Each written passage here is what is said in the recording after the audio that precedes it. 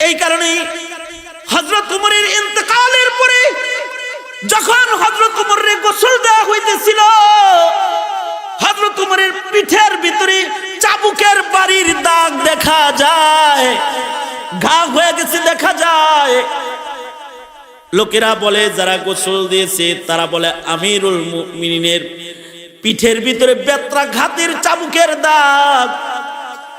আমিরুল মুমিনিনকে চোখ তুলে তাকায়া শাসন করবে এমন মানুষ তো মক্কা মদিনায় নাই। সেখানে খলিফাতুল মুসলিমিন আধা জাহানের খলিফার পিঠে চাবুকের দাগ কেমনে আসলো? ফ্যামিলির লোকেরা বলে বাবার জীবন ডায়েরি আছে, জীবন ডায়েরি, যেই ডায়েরিতে সকাল সন্ধ্যা নিজের নেক আর নিজের গুনার হিসাব বাবা লিখতেন। নিজের অপরাধ আর নিজের সুকর্মকে লিপিবদ্ধ করতেন। কোনদিন সন্ধ্যা বেলায় যদি দিনের ইবাদত কম হয়ে যেত তাহলে নিজের পিঠে নিজে দুর্রা মেরে নিজেকে নিজে শাসন করতেন, ওমর কাজটা ভালো করো নাই। তেরে সিওয়া মাহবুব হাকিকি कोई नहीं है कोई नहीं, तेरे सिवा मौजूद हकीकी कोई नहीं है कोई नहीं। यादों में तेरे सबको भुला दूं, कोई ना मुझको याद रहे, सब खुशियों को आग लगा दूं, खानाए दिल आबाद रहे। अब तू रहे बस तादमे आखिर, अब तू रहे बस तादमे आखिर, विर्दे जुबा आए मेरे इलाह, ला इलाहा इल्लल्लाह, ला इलाहा इल्लल्लाह, ला इलाहा इल्लल्लाह मुहम्मदुर রাসূলুল্লাহ। তো আমি যে কথা বলতেছিলাম, এই উম্মতের শ্রেষ্ঠ মানুষ হলেন আবু বকর। আবু বকরের শ্রেষ্ঠত্বের মূল কারণ হলো তার তাকওয়াল্লাহ। এক লুকমা হারাম খানা পেটের ভিতরে হজম করতে দেয় নাই। এই উম্মতের সবচেয়ে মর্যাদার মানুষ আবু বকর হয়েছেন তার তাকওয়াল্লাহর কারণে। আবু বকরের পরেই এই উম্মতের ভেতরে যার দাম তিনি হলেন হযরত ওমরে ফারুক রাদিয়াল্লাহু আনহু। ঠিক নবীজির কদমের কাছে দুইজন শুয়ে রয়েছে। এমনিতেই নবীজির কদমের কাছে তারা জায়গা পায় নাই। নবীজির কবরের পাশে, নবীর হুজরার ভেতরে তাদের কবর থাকার জায়গা। হাসরের মাঠে তারা নবীজির সাথে আল্লাহর আদালতে দাঁড়াবে। মূলধন কি? কোন ধনের কারণে তাদের এত দাম? টাকার কারণে না, পয়সার কারণে না, সৌন্দর্যের কারণে না, তাদের আধিপত্যের কারণে না। তাদের মূল দৌলত যেটা, যে দৌলতের কারণে আবু বকরের এত দাম, যে দৌলতের কারণে উমরের এত দাম, যে এই উম্মতের শ্রেষ্ঠ মানুষের খাতায় তাদের নাম, এটার কারণ হলো তাদের হৃদয়ের ভেতরে আছে তাকওয়াল্লাহ। আর আমাদের দাম কমছে, ইমানদার আমরা, কিন্তু আমাদের হৃদয়ের ভেতরে তাকওয়াল্লাহ নাই, আল্লাহর ভয় নাই, বিধায় আমাদের দাম কমছে। আর তাদের দাম বাড়ছে কারণ তাদের হৃদয়ে আছে তাকওয়াল্লাহ। মুয়াত্তা ইমাম মালিকের ভেতরে এসেছে যে ওনার কাছে দুধ হাদিয়া আসছে। তো উনি দুধ পান করেছেন, হযরত ওমর দুগ্ধ পান করছেন। দুধ খাওয়ার পরে হযরত ওমর বলতেছেন, এই তুমি যে আমাকে দুধ হাদিয়া দিলা, তোমার দেয়া হাদিয়ার দুধ আমি পান করলাম। তোমার এই দুধগুলা কি তোমার বাড়িতে, তোমার ঘরে পশু লালন পালন করা পশুর দুধকে আমায় তুমি হাদিয়া দিয়েছ নাকি? আগন্তুক বলে, আমিরুল মুমিনিন, দুধগুলা সদকার দুধ। কে সদকা দিছে? বাইতুল মালের উট ছাগলের দুধ, যেটা গরিব মানুষের ভেতরে বন্টন করা হয়। আপনার বাইতুল মাল, রাষ্ট্রীয় উট ছাগলের দুধ যেটা গরিবদেরকে বন্টন করা হয়, সেই দুধটা আমি আজকে বন্টনে পাইছি। আমি ভাবলাম আমিরুল মুমিনিনকে কখনো কিছু খাওয়াইতে পারি না, দিতে পারি না, তাই নিজে একা একা না খেয়ে আপনাকেও দুধ দিছি। আপনি আমার হাদিয়ার দুধ খাইতেছেন, অসুবিধা নাই।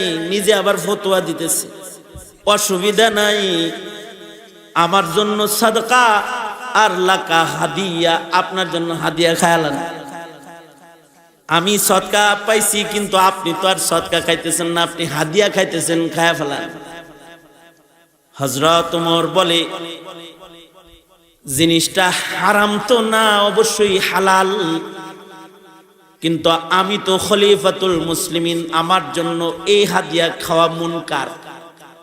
কারণ হলো, আরে এই বাইতুল মাল সরকারি উট তো আমারই পাহারায়, খাইলে তো আমি না খাইতে পারি ডাইরেক্ট, কিন্তু তোমার বাড়ি ঘুরাইয়া এটারে হাদিয়া বানায়া যে আমি পেটে লইলাম। এখন যদি আমি উমরের মৃত্যু হয়ে যায় আর আল্লাহ যদি বলে, এই উমর, পেটের ভেতরে সরকারি দুধ দেখা যায় কেন? পেটের ভেতরে সরকারি দুধ কেন? তুমি না খলিফাতুল মুসলিমিন, তোমার পেটে সরকারি দুধ কেন? বলো, আমি উমরের কি এ সাহস আছে যে আল্লাহর আদালতে দাঁড়ায় এত ব্যাখ্যা দিবে যে আসলে আমি খাইছি হাদিয়া, সদকা হাদিয়া হইয়া গুইরা আমার কাছে আইছে, তাই আমি খেয়েছি। হাসানাতুল আবরার সাইয়াতুন লিল মুকাররাবিন, হালাল হইলেও আমি পেটে এটারে হজম করাইতে পারবো না, কারণ এই দুধ পেটে লইয়া আল্লাহর আদালতে যাওয়ার হিম্মত আমার নাই। যদি আমায় বলে বাইতুল মালের দুধ খেয়েছিলে কেন, হিসাব দেওয়ার যোগ্যতা আমার নাই। হযরত ওমর সাথে সাথে নিজের মুখের ভিতরে উঙ্গুলি দিলেন, পেট ভইরা পানি পান করলেন। পেটের ভিতরে বিষ গেলে পরে হসপিটালে যেমন পেট ড্রেসিং করে, হযরত ওমর নিজের পেটকে বারবার বমি করে ড্রেসিং করে সব দুধগুলাকে বমি করে ফেলে দিলেন। এটা যে হযরত ওমর পারলেন, যে শক্তির কারণে হযরত ওমরের মতো মানুষের এ কাজ করা সম্ভব হয়েছে, সেটা হলো আল্লাহর ভয়, তাকওয়াল্লাহ। আল্লাহর ভয়ের কারণে এটা পেরেছে। আর আমাদের রাষ্ট্র সম্পদ রাতের আধারে চুরি হয়ে যায়, দেশ থেকে বিদেশ চলে যায়, আঙ্গুল ফুলে কলা গাছ হয়ে যায়। এইটা রাতারাতি যে পাচার হয়ে যায়, এইটারও কারণ তাকওয়াল্লাহ না থাকার কারণে এমনটি হয়ে যায়। আওয়াজ করে বলেন, কথা বলেন, ঠিক না বে ঠিক? জোরে আওয়াজ করে বলেন। কিন্তু উনি ওইটা পারেন নাই। কেন পারেন নাই? তাকওয়াল্লাহ। এ কারণেই হযরত ওমরের একটা খাতা ছিল। হযরত ওমরের জীবন ডায়েরি ছিল, একটা জীবন ডায়েরি, যে ডায়েরির ভিতরে প্রতিদিন সকাল বেলায় হিসাব করতেন। আজ রাত্রে কয়টা নেকির কাম করছেন এটা লিখতেন, আর আজ রাত্রে কয়টা অপছন্দনীয় কাম হয়েছে সেটা লিখতেন। গুনাহ না, এই যে এরকম কাম, অপছন্দনীয় কাম, আসলে তো গুনাহ না, কিন্তু এটা আল্লাহ পছন্দ করতে পারে। এরকম কাম রাতের বেলায় কয়টা হয়েছে এটা লিখতেন। আবার সন্ধ্যা বেলায় সারা দিনে কয়টা নেকির কাজ করেছেন এটা লিখতেন, কয়টা গুনার কাজ করেছেন এটা লিখতেন। আমরা কি সারা বছরের নেক আর গুনাহ কি হিসাব করি নাকি?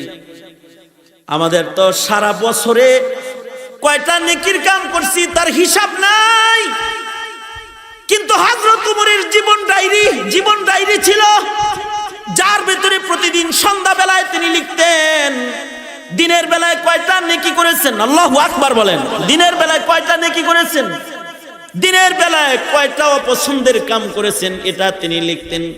লেখাটা বড় কথা না, সবচেয়ে বড় কথা হলো হযরত ওমর সকাল সন্ধ্যা নিজের পিঠে দুর্রা দিয়ে নিজে বাড়ি মারতেন যদি নেকি কমই হইতো। কোনদিন যদি নেক কম করেছে আর কোনো পছন্দনীয় কাজ হয়ে গেছে তো হযরত ওমর নিজের পিঠের ভেতরে দুর্রা মেরে নিজেকে শাস্তি দিতেন আর নিজেকে শাসন করে বলতেন, কমবখত কেন নফল নামাজ কমে গেল। নিজের পিঠে নিজে, গতকালকে তোমার নফল ছিল 80 রাকাত 100 রাকাত, আজকে 50 রাকাত কেন হলো? দুর্রা। নিজের পিঠে নিজে মারতেন আর নিজেকে শাসন করতেন। এই কারণেই হযরত উমরের ইন্তেকালের পরে যখন হযরত উমরের গোসল দেওয়া হইতেছিল, হযরত উমরের পিঠের ভিতরে চাবুকের বাড়ির দাগ দেখা যায়, ঘা হয়ে গেছে দেখা যায়। লোকেরা বলে, যারা গোসল দিয়েছে তারা বলে আমিরুল মুমিনিনের পিঠের ভিতরে বেত্রাঘাতের চাবুকের দাগ। আমিরুল মুমিনিনকে চোখ তুলে তাকায়া শাসন করবে এমন মানুষ তো মক্কা মদিনায় নাই। সেখানে খলিফাতুল মুসলিমিন আধা জাহানের খলিফার পিঠে চাবুকের দাগ কেমনে আসলো? ফ্যামিলির লোকেরা বলে, বাবার জীবন ডায়েরি আছে, জীবন ডায়েরি, যেই ডায়েরিতে সকাল সন্ধ্যা নিজের নেক আর নিজের গুনার হিসাব বাবা লিখতেন। নিজের অপরাধ আর নিজের সুকর্মকে লিপিবদ্ধ করতেন। কোনদিন সন্ধ্যা বেলায় যদি দিনের ইবাদত কম হয়ে যেত তাহলে নিজের পিঠে নিজে দুর্রা মেরে নিজেকে নিজে শাসন করতেন, ওমর কাজটা ভালো করো নাই। এইরকম হিসাব নিকাশের কারণে উমরের মাকাম হলো হযরত উমর সম্পর্কে, উমরের বক্তব্য, উমরের সম্পর্কে জিব্রাইলের বক্তব্য। আল্লাহর রাসূল সাল্লাল্লাহু আলাইহি ওয়াসাল্লাম হযরত জিব্রাইলকে বলে, জিব্রাইল, আমার উমরের কোন গুণগানকে আপনি একটু বলতে পারেন না? হযরত জিব্রাইলের বক্তব্য হলো, আল্লাহর নবী, আমাকে যদি 950 বছর ভইরা নূহ নবীর হায়াত ভইরা যদি আমাকে 1000 বছর ব্যাপী যদি আপনার উমরের প্রশংসা বলতে বলা হয়, আপনার উমরের এত গুণ আমি জিব্রাইল বর্ণনা করে শেষ করতে পারবো না। এই যে এত গুণ, এটা ওনার তাকওয়া আল্লাহর কারণে। উম্মুল মুমিনিন হযরত আয়েশা সিদ্দিকা রাদিয়াল্লাহু আনহা বলেন আল্লাহর রাসূলকে, ওগো আল্লাহর নবী, আকাশে কত তারা আছে, আকাশের তারকা গুইনা শেষ করা যাবে না। ওগো আল্লাহর নবী, আপনার উম্মতের ভেতরে এমন কেউ কি আছে যার নেকি গুইনা শেষ করা যাবে না? আকাশে কত তারা, এটা যেমন মানুষের গুনার সাধ্যের বাইরে। ওগো আল্লাহর নবী, আপনার উম্মতের ভেতরে এমন কোন মানুষ আসেনি যার নেকি গোনা ফিরিস্তাদের সাধ্যের বাইরে? এই ফিরিস্তারা তার নেক গুনাহ শেষ করতে পারবে না, এমন কেউ কি আছে? হযরত উম্মুল মুমিনিন আয়েশা মনে মনে ভাবতেছেন, আমার বাবা আবু বকরের নামটাই বুঝি আল্লাহর নবী এখন বলবেন। কিন্তু আল্লাহর রাসূল বললেন, হ্যাঁ আয়েশা, আমার উম্মতের ভেতরে এমন মানুষ আছে যার নেকি গুনাহ শেষ করা যাবে না। হযরত আয়েশা বলেন, তার নাম কি? আল্লাহর রাসূল বললেন, তার নাম হলো উমর। উমরের জীবনে এত নেক উমর কামাই করেছে যে উমরের নেকি গুইনা ফিরিস্তারা শেষ করতে পারবে না। হযরত আয়েশা সিদ্দিকা বাচ্চা মানুষ, ওনার দিলের ভিতরে চিন্তা হইলো তাহলে আমার বাবা কই গেল। উনি বলে, ওগো আল্লাহর নবী, আমার বাবার কি নেকি এরকম না? আল্লাহর রাসূল আবু বকর সম্পর্কে আজব ফজিলত বর্ণনা করে আল্লাহর রাসূল বলে, তোমার বাবা আবু বকরের মান আরো আলাদা।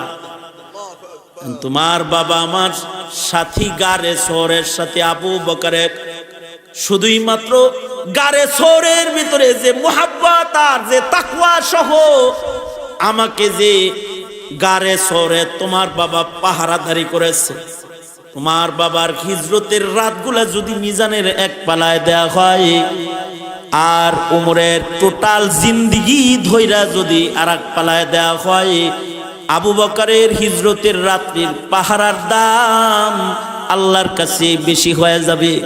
এই কারণে হযরত উমর আবু বকরকে বলতেন, আবু বকর তোমার হিজরতের রাত কয়টা আমারে দিয়ে দাও আর আমার গোটা জিন্দেগি তুমি লয়ে যাও, আমার জিন্দেগির সব নেক আমল তোমাকে দিয়ে দেই। ভাই আবু বকর, তোমার হিজরতের রাতে যে রাসূল পাহারা দিয়েছো শুধু ওইটা আমারে দিয়ে দাও। এই যে উনাদের মর্যাদা, এই মর্যাদার মূল রহস্য হলো তাকওয়াল্লাহ। আল্লাহর ভয়ের কারণে উনাদের জীবনে এত উন্নতি। কারণ প্রতিদিন সকাল বেলায় নিজের নেকি লিখতেন আর নিজের গুনাহ লিখতেন। আমরা দোকানের হিসাব লিখি, বেতনের টাকা কোনটা কোথায় খরচ হলো তা লিখি, বিদেশ থেকে কামাই করা অর্থ কয় টাকা কাকে দিয়ে দিলাম, বিবিরে কত দিলাম, ভাইকে কত দিলাম, অ্যাকাউন্টে কত দিলাম, সব লিখি। কিন্তু নিজের সেজদা লিখি না, নিজের গুনাহ আমরা লিখি না, যে কয়টা নেকি করেছি, কয়টা গুনাহ করেছি। এই জিনিসটা ততক্ষণ পর্যন্ত হিসাব রাখা সম্ভব হবে না যতক্ষণ পর্যন্ত হৃদয়ে না আসবে তাকওয়াল্লাহ। আল্লাহর ভয় যদি না আসে, আল্লাহর ভয় যদি কারোর ভেতরে প্রবেশ না করে, তাহলে সে নিজের নেক আর গুনার হিসাব কখনো করতে পারবে না। আজকে এখানে যারা আসছেন, শ্রোতা মণ্ডলী যারা আছেন, অনেকে আছেন সারা জীবনে 5 বেলার নামাজের হেফাজত করেন না। একটু হিসাব করেন, 35 বছরের হায়াতে কয়দিন আপনি নামাজ 5 ওয়াক্ত পড়েছেন আর কয়দিন পড়েন নাই? মিজানের পালার সামনে দাঁড়াইলে আল্লাহকে কি হিসাব দিবেন? এটা একটু চিন্তা করেন। যদি আপনার হিসাব বলে যে আপনার জিন্দেগির অধিকাংশ দিন আর রাত গেছে বেনামাজির সিলওয়ালা, তাইলে তো কবর হাসর বড় খারাপ। ভয় আছে, কবরে যাওয়ার সাথে সাথে কিন্তু আযাবের মুখোমুখি হয়ে যেতে হবে। আরে নামাজ তো দূরের কথা, ছোট ছোট অপরাধের কারণে কবরের আযাব হয়। ছোট ছোট অপরাধের কারণেও বান্দাকে দোজখের আগুনে জ্বলতে হবে।